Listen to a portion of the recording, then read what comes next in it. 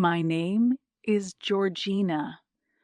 I'm 39 years old, and 2 years ago, I made the biggest decision of my life. I moved to the United States. It feels like it happened just yesterday, but so much has happened since then. It's been an emotional journey, full of surprises and experiences I never imagined. I grew up in a middle-class family in India, always dreaming of going abroad, exploring the world, and building a better future. I had a good job back home, but I felt a strong pull toward the USA. It wasn't just about earning a better salary or living in a different country. It was about chasing the idea of something bigger, something more. When I first stepped off the plane in San Francisco, I couldn't believe I was really here. The airport was massive, crowded and full of people from all over the world. I remember looking around, feeling both excited and nervous at the same time. I had no idea what the future held, but I knew one thing for sure. I had so much to learn. The first surprise hit me when I tried to order a coffee. Back home, getting tea or coffee is simple. You go to the counter, ask for chai, and that's it. But here, things were completely different. When I walked into a Starbucks, I was completely overwhelmed by the choices. Tall, grande, venti. The barista asked me something I didn't understand, and I just stood there confused. Just coffee, I said awkwardly. I could feel the people in line behind me growing impatient. The barista gave me a polite smile, but I could tell she was waiting for me to make an actual decision. After a few more questions and some awkward guessing, I finally walked away with a plain black coffee. It wasn't what I expected, and it tasted so bitter. But it was my first real taste of America. That coffee moment was just the beginning of my little confusions. Back home, we drive on the left side of the road. But here in the U.S., it's the right side. I'll never forget the first time I got behind the wheel of a car here. My palms were sweating, my heart was racing, and I was so focused on staying on the right side that I completely missed a stop sign. I nearly caused an accident. The guy in the other car honked loudly, throwing his hands in the air like I had committed a crime. All I could do was wave apologetically, feeling embarrassed and shaken. But he sped off without even acknowledging me. Welcome to driving in America. I had rented a small apartment just outside the city. It wasn't much. Barely enough room for me and my suitcase. That first night I sat on the edge of the bed, looking around and thinking, is this really it? Is this what I left home for? The apartment felt cold and empty. Nothing like the warm, lively home I had back in India. Back there, someone was always around. My parents, my sister, or even neighbors dropping by for a casual chat. Here, it was silent. All I could hear was the hum of the fridge and the occasional car passing by outside. But that was it. For the first time in my life, I was truly alone. The next few weeks were a whirlwind of trying to figure out how to live here. Everything seemed so expensive. Back home, I was used to bargaining, but here the prices were fixed, and they were shockingly high. I remember walking into a grocery store and staring in disbelief at the price tags. A loaf of bread was nearly $5. Back in India, that same amount of money could buy enough food to last an entire day. It was a harsh reality check. I quickly realized that if I wanted to survive here, I had to budget carefully. My salary was decent, $60,000 a year. But after rent, utilities, and groceries, there wasn't much left for anything extra. To save money, I had to share my apartment with a roommate. But even then, there wasn't much breathing room. Eating out became a luxury. A simple meal at a restaurant could easily cost $20 to $30. And then there was the tipping culture. Back in India, you leave a small tip if you're really happy with the service. But here, tipping isn't optional. It's expected and usually 15, 20 of the bill. It was yet another thing to get used to. And it's usually 15 to 20. The first time I went out to eat, I didn't leave a tip because I didn't know what was expected. The waiter gave me a look I'll never forget. I felt terrible when I realized my mistake, but it was a learning experience. Speaking of learning, my English was tested in ways I hadn't expected. I had always been confident in my English skills. After all, we spoke English in school, and I thought I had a pretty good handle on it. But American English, that was a whole different story. People here speak fast, really fast, and they use slang I'd never heard before. I often found myself nodding along, pretending to understand even when I didn't. Before this, I had never heard "What's up?" On my first day at the office, someone asked me that, and I blinked, completely confused. Was he asking about work?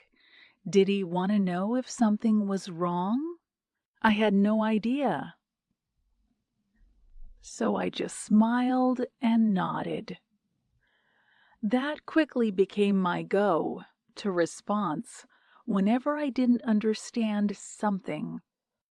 Over time, I started picking up on the little things, like how much Americans love small talk. Back home, if you see someone in an elevator, you don't start a conversation. But here, people casually ask, "How's your day going?" Or comment, "Nice weather today, huh?" It's friendly and light, but also strange. I wasn't used to talking to strangers, but over time, it became part of my daily routine. And then there was the loneliness. Something I hadn't expected to hit me so hard, but it did. In India, family is everything. We're close, always together, always there to support each other. But here, I was completely on my own. I'd come home from work to an empty apartment.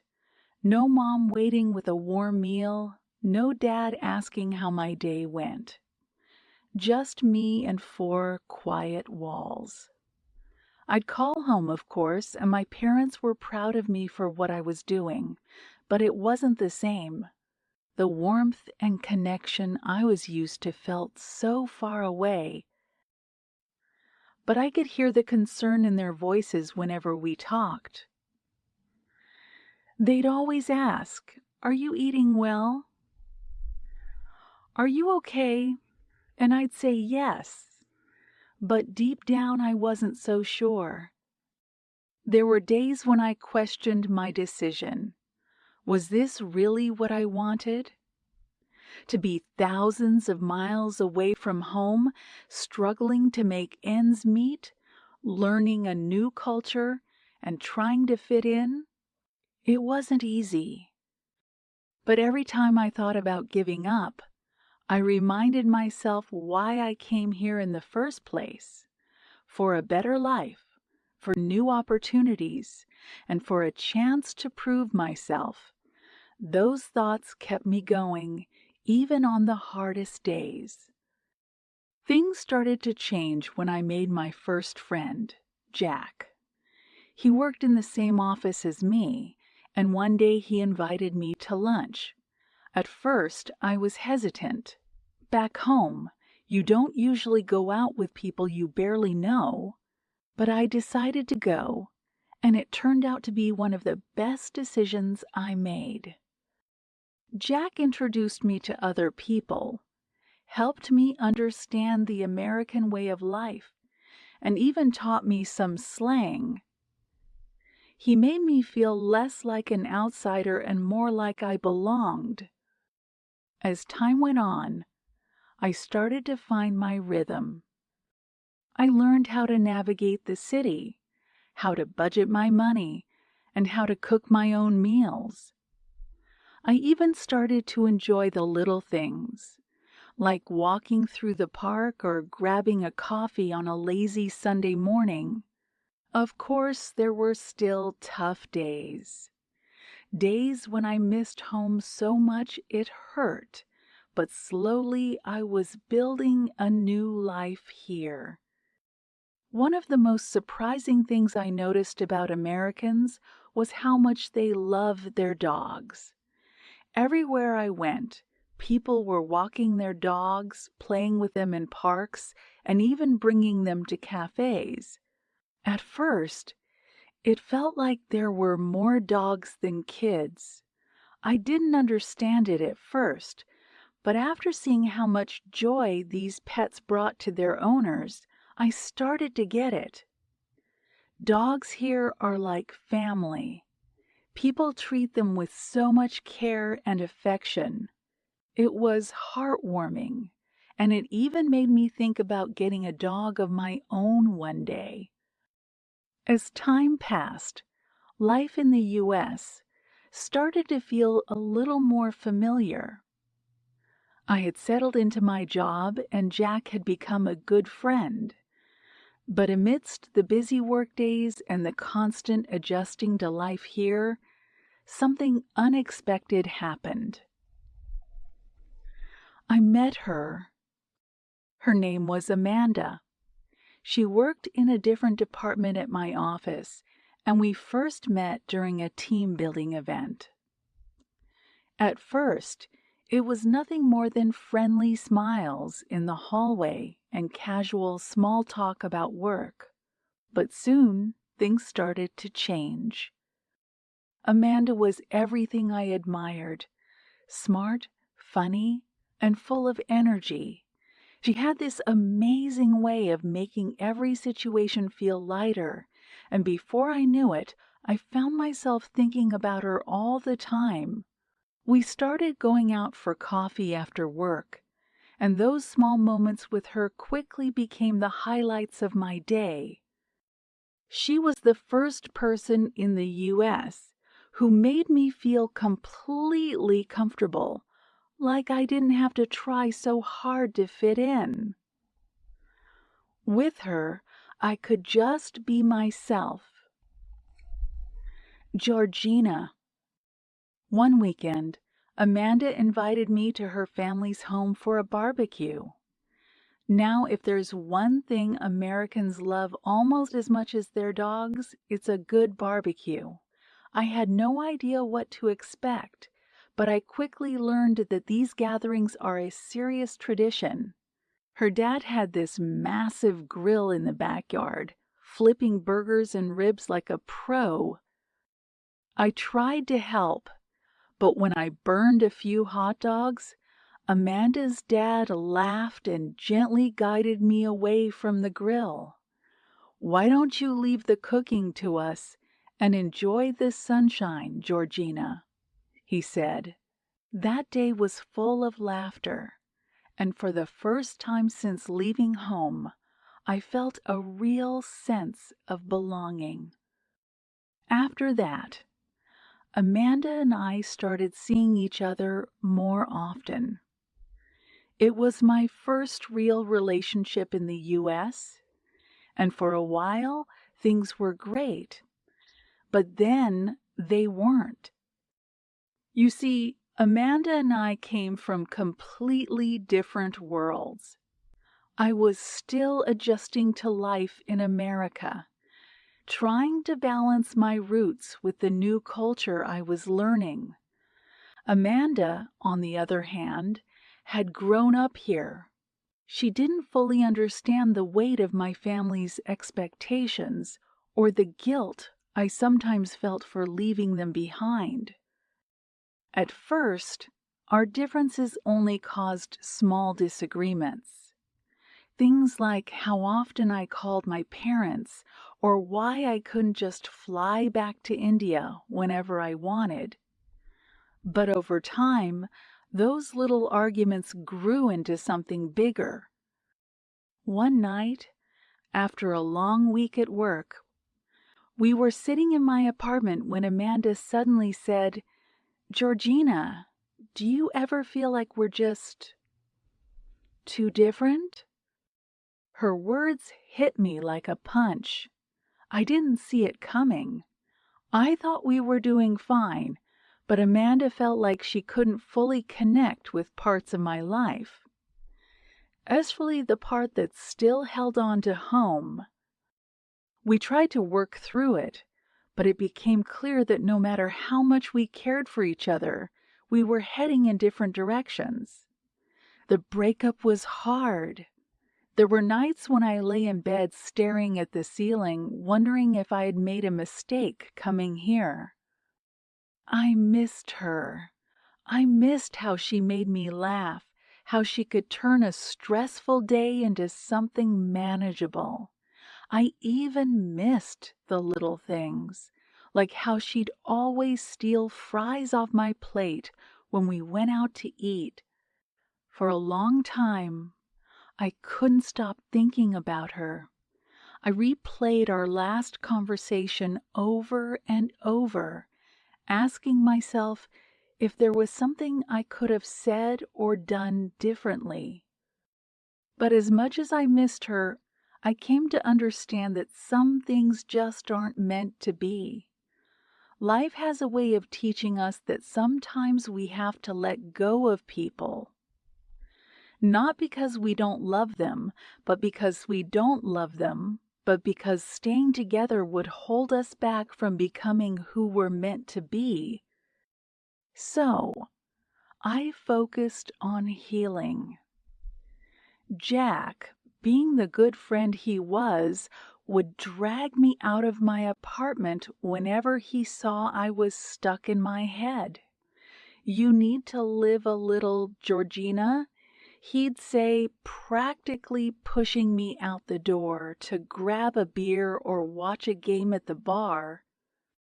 I didn't drink much, but it was good to be around people again.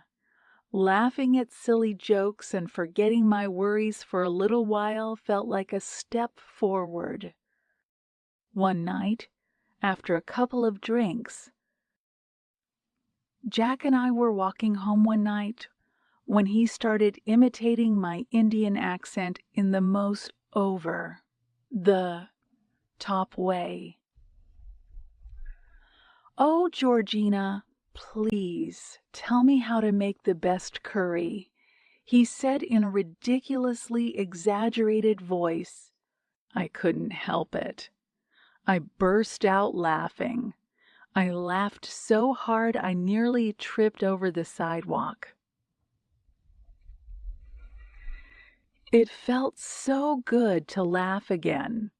to let go of some of the heaviness I'd been carrying. Funny moments like that became my saving grace. Like the time I decided to make an Indian dish called samosas for Jack and a few of our friends. I thought it would be a great way to share a little of my culture with them. But halfway through cooking, I realized I'd added way too much chili powder. When Jack took his first bite, his eyes bulged and his face turned bright red. "Dude, are you trying to kill me?" he gasped, chugging water as everyone else burst into laughter. Even though my cooking was a disaster, that night became one of my favorite memories. On the work front, things were steady. I was getting better at managing my responsibilities, and my confidence in English was improving. But every now and then, I'd still get caught off guard by American phrases. Once, during a meeting, my boss said, "Let's circle back to that later." I nodded like I understood, but I had no idea what circle back meant. Later, I found out it just meant we'd return to the topic. It's funny how these small phrases can make you feel like an outsider. But over time, I learned to laugh at these moments instead of feeling embarrassed. Mistakes, after all, are just part of learning. Traveling around the U.S. was another adventure. One weekend, I decided to take a solo trip to New York City. Always talk about how it's the city that never sleeps. And they weren't lying. The moment I stepped out of the subway in Times Square, I was hit with a wave of noise, lights, and people. It was overwhelming and exciting all at once. I spent hours just walking around, marveling at the towering buildings and the energy of the city. I tried New York pizza for the first time. It was huge, greasy, and absolutely delicious. At one point, I stopped to watch a street performer playing the saxophone. When he noticed me standing there, he winked and started playing the tune of an old Bollywood song. It was such a random, unexpected moment, and I couldn't stop smiling. But beyond the thrill of new experiences, there were life lessons that hit hard. One of the first lessons I learned was how to manage money. Living in the U.S. isn't cheap, and there were times I had to get creative with my budget. I remember one particularly tight month when I survived on ramen noodles and peanut butter sandwiches for an entire week. It was tough, but it taught me the value of planning and saving. Then there were lessons about people. In America, I quickly learned that not everyone who smiles at you is your friend. People are polite. They say hi even if they don't know you, and sometimes they give compliments just to be nice. But that doesn't always mean they have your best interests at heart. I had to learn to trust my gut, to tell the difference between genuine kindness and surface level politeness. There were people like Jack who supported me wholeheartedly, but there were also people who didn't care whether I succeeded or failed. Through it all, I realized the importance of family. No matter how far I was from home, my parents were always there for me. Their phone calls, words of encouragement, and even their gentle scolding kept me grounded. They reminded me of who I was and where I came from. On tough days, I'd think about all the sacrifices they made so I could have a better life. That thought alone gave me the strength to keep pushing forward, even when things got tough. After the breakup, life slowed down a little, but not in a bad way. I had more time to focus on myself, my work, and most importantly, my English. You'd think after living in the U.S. for a while I'd have it all figured out. But no, English is like a tricky puzzle, always throwing new challenges my way. One day, I'd feel confident, like I had it under control. The next, I'd find myself completely lost in a conversation. Take this one time at work, for example. It was a typical morning, and I was sipping my coffee when my boss walked up to me and said, "Georgina, could you give me a ballpark figure on the project costs?" I stared at him blankly. Ballpark figure. Were we suddenly talking about baseball? I tried to keep a straight face and nodded, pretending I understood, but inside I was panicking. Under the table during the meeting, I Googled ballpark figure and found out it just meant an estimate. Phew, close call. I laughed about it later, but moments like that definitely kept me on my toes. Of course, it wasn't all confusion. There were plenty of fun and quirky things I loved about living here. For one, Americans absolutely love their holidays. Every month, it felt like there was some new excuse to celebrate. Halloween, Thanksgiving, Christmas. It was nonstop. Halloween was the most bizarre one for me. Back in India, I'd seen it in movies, but nothing prepared me for the reality of grown adults dressing up in costumes and roaming the streets. Jack and I decided to throw a little Halloween party at our apartment, and he somehow convinced me to dress up as Spider-Man. Let's just say wearing that tight suit was an experience. Halfway through the party, the mask became so unbearable that I ripped it off, much to the amusement of my friends. Jack, on the other hand, dressed up as a giant hot dog and spent the entire evening telling people to relish the moment. It was so bad it was funny. Moments like that became a part of my everyday life.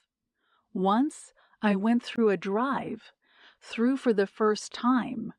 I'd seen them in movies but had never experienced it myself.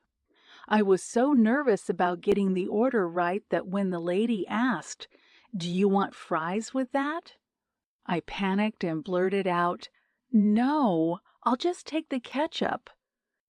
The lady at the window gave me the most confused look as I drove away with only ketchup packets and no fries.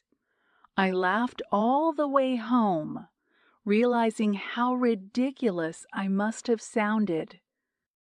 Speaking of food, American meals were something else. Breakfast here was a big deal. In India, my breakfasts were usually light. Parathas, idli, or a quick chai. But here, breakfast meant pancakes, eggs, bacon, and a mountain of syrup. I tried it once, but by the time I finished, I felt like I needed to go back to bed instead of starting my day. I did, however, fall in love with their sandwiches. A turkey sandwich for lunch became my go-to meal, but I had to be careful. The portions here were massive. Sometimes I couldn't believe how much food they served, and I'd end up with enough leftovers for dinner. Life in the U.S. wasn't just about funny moments in food, though. It taught me some tough lessons, too. One of the most unexpected things I learned was how lonely it could feel, even in a country full of people.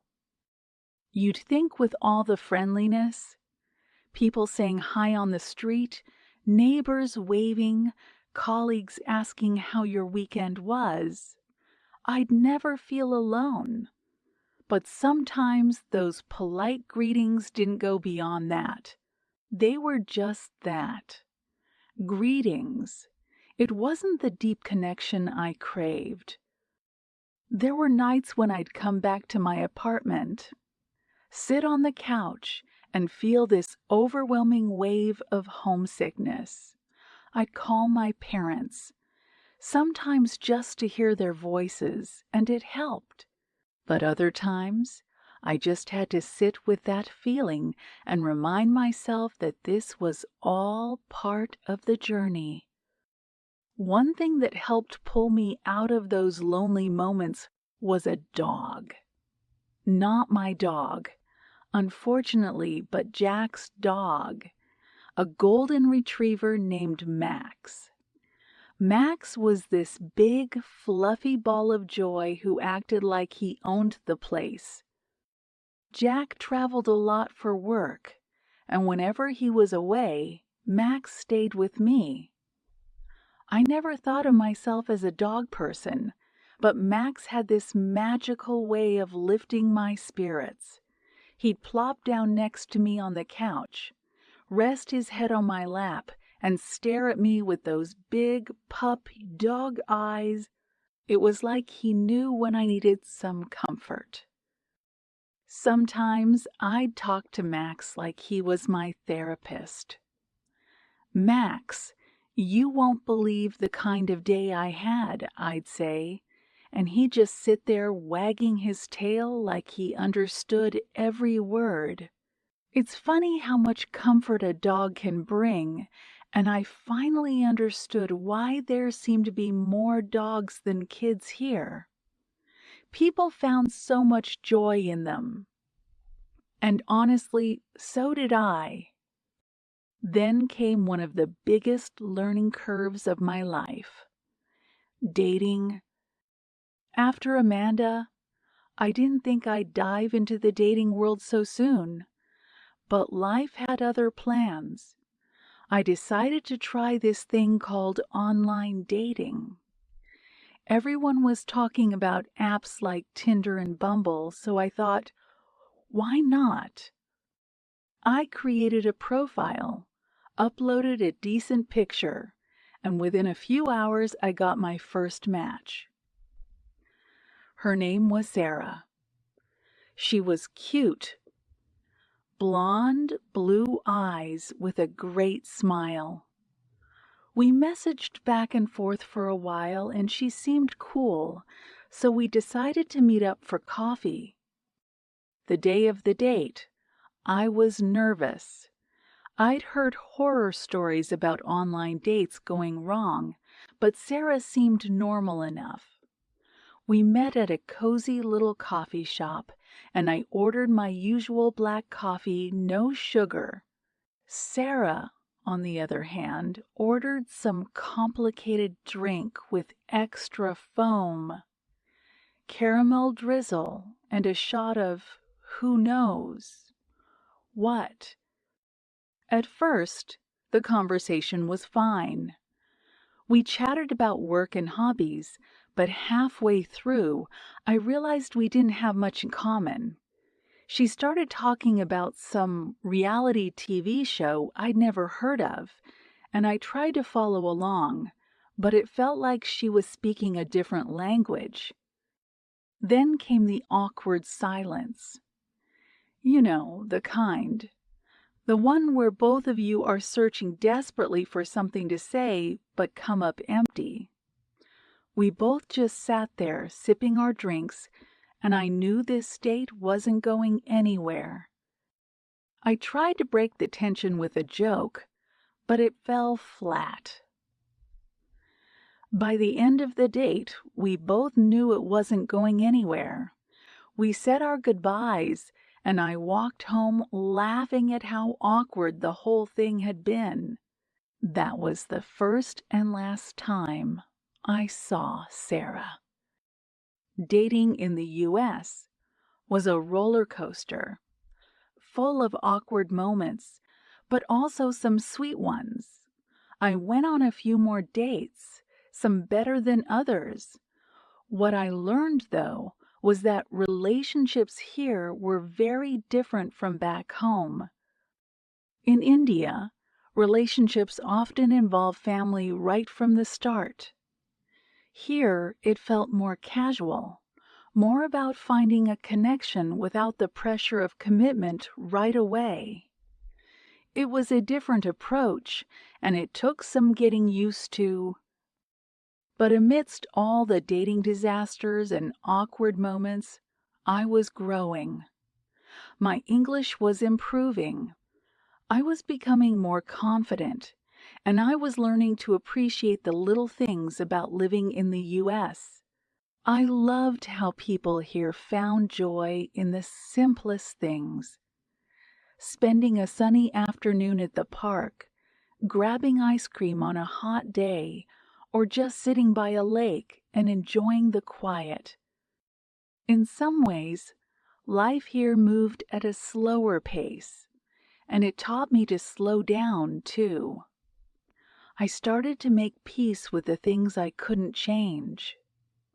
I still thought about Amanda sometimes, wondering what she was up to, but the sharp pain of missing her was gone. Instead, I could look back on our time together with a smile, grateful for the good memories we shared. One day, as I was walking Max through the neighborhood, I bumped into an old man named George. He was probably in his 70s, with a wrinkled face and a kind smile. He waved at me and said, "You're the guy with the funny accent, right?" I couldn't help but laugh. I guess my accent hadn't faded as much as I thought. We started chatting, and George told me stories about his travels around the world. He'd been to places I could only dream of: Europe, South America, and even India. We talked for a while, and before I knew it, Max and I had a new walking buddy. Every evening after that, George would join us on our walks, sharing tales from his life. It was a reminder that no matter where you are, you can always find connections, sometimes in the most unexpected places. As the months passed, I found myself more settled into my new life in the U.S. The days flowed into weeks, and I grew fond of the little quirks that made living here special. I had mastered my daily routine, waking up early to take Max for a run before heading to work. The mornings were crisp, and I loved how the rising sun painted the sky in shades of pink and orange. It felt like the world was waking up with me, and I always took a moment to breathe it all in. At work, my confidence continued to grow. I started participating more in meetings, sharing my ideas, and even cracking a few jokes.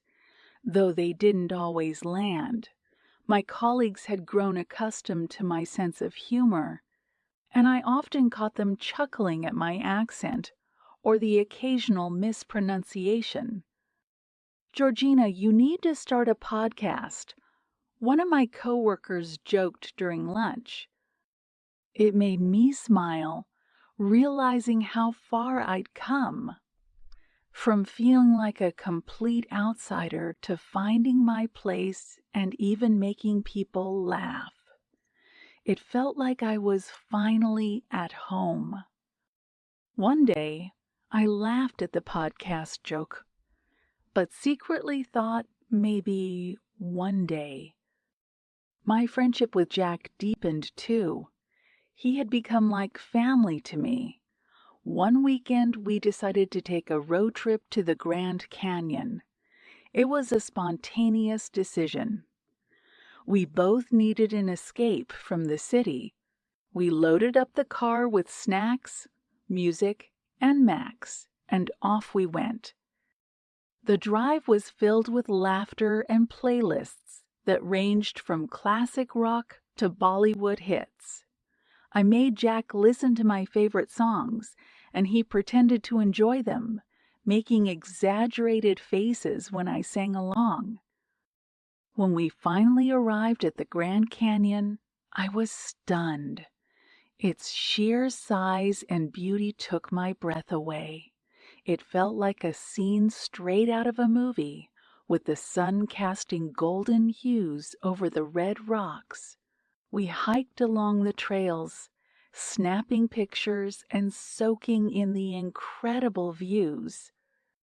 In that moment, I felt a deep sense of gratitude for my journey. The struggles, the laughter, the friendships, and even the heartbreaks.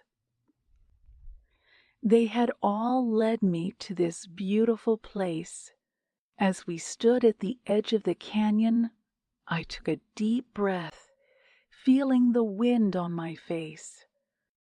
"You know, Georgina," Jack said, "we're lucky to experience moments like this. It's what life is all about." I nodded in agreement. I thought about everything I had learned in the past year, about resilience, connection, and the importance of embracing every moment. When we returned to the city, I carried that sense of gratitude with me. I had learned to appreciate the little things, sharing a meal with friends, walking Max, or watching the sunset from my apartment balcony. My English was improving, and I began to think about how I could help others who were on the same journey as me, adjusting to a new culture, finding their place, and building a life from scratch. The road ahead felt full of possibility, and for the first time in a long while, I felt ready to embrace it. One night, as I sat on my couch with Max curled up beside me, an idea struck me. What if I started a YouTube channel to share my experiences and help others learn English? I had seen plenty of channels dedicated to teaching English, but I wanted to add my own perspective. The funny moments, the struggles, and the lessons I'd learned along the way. The next day, I created my channel and started filming my first video. I talked about my journey to the USA, the cultural differences I encountered, and even some of the hilarious moments I'd experienced. I poured my heart into the video, hoping to inspire others who felt lost or overwhelmed, just like I had when I first arrived. To my surprise, the video resonated with so many people. Comments began pouring in, with viewers sharing their own stories and thanking me for my honesty. For the first time in a long while, I felt a true sense of purpose. This was what I was meant to do. With each new video, I gained more followers and began to feel a growing sense of community around me. I wasn't just someone who had moved to the USA anymore. I was a storyteller, a friend to others navigating their own paths. Eventually, my channel took off. I found joy in creating content that was not only educational but also entertaining. I infused humor into my videos, sharing embarrassing stories and the things I still struggled with. Navigating social situations or ordering food. I brought my viewers along on my adventures, whether it was trying a new dish or exploring a new city. Through it all, I never forgot the importance of connection. My channel wasn't just about language or culture. It was about showing others that they weren't alone in their journeys. Together, we were building something special, a space to laugh, learn, and grow. And in helping others find their way, I realized I had found mine too. I continued my friendship with George, and our walks became a regular part of my week. He shared stories of his travels, and I shared my experiences with learning English. Our bond grew deeper, and he became a mentor to me in many ways.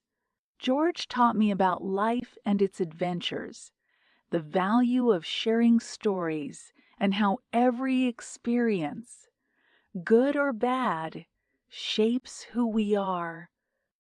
As the seasons changed, so did my life. I learned to embrace change, to forgive and to let go of the past.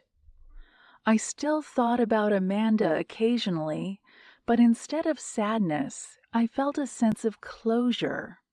I was grateful for the love we shared and the lessons it taught me about relationships and about myself. One evening, as I sat in my favorite cafe with a warm cup of coffee, I reflected on my journey. I realized how much life in the USA had transformed me. I had learned to be more open, more resilient, and most importantly, to cherish the connections I made along the way. I felt proud of how far I'd come, from the uncertain newcomer to the young woman who had found her voice and purpose. In that moment, I made a promise to myself. I would continue to share my journey, inspire others, and never stop learning. I understood that life would always be a series of ups and downs, but each experience was an opportunity for growth. With Max by my side and a world of possibilities ahead, I felt ready to embrace whatever came next. As the sun began to set, casting a warm glow over the city, I smiled, knowing that my journey was just beginning.